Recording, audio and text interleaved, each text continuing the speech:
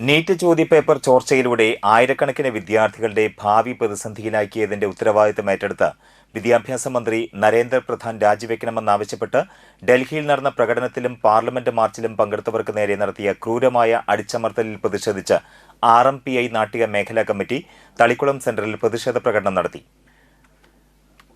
RMPI ജില്ലാ committee അംഗങ്ങളായ Mojitha Mohanan, KS Binoj, Thalikkulam block panchayat ക്ഷേമകാര്യ standing committee chairman MS Bhaskaran എന്നിവർ സംസാരിച്ചു.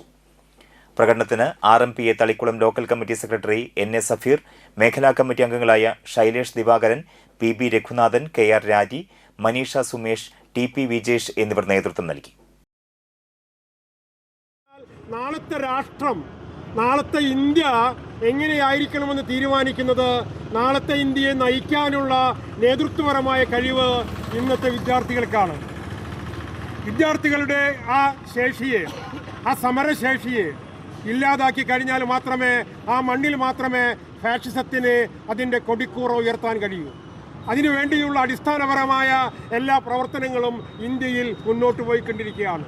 അപ്പം ഭരണഘടന തന്നെ മാറ്റി എഴുതാനുള്ള ആലോചനകൾ വന്നുകൊണ്ടിരിക്കുന്നു.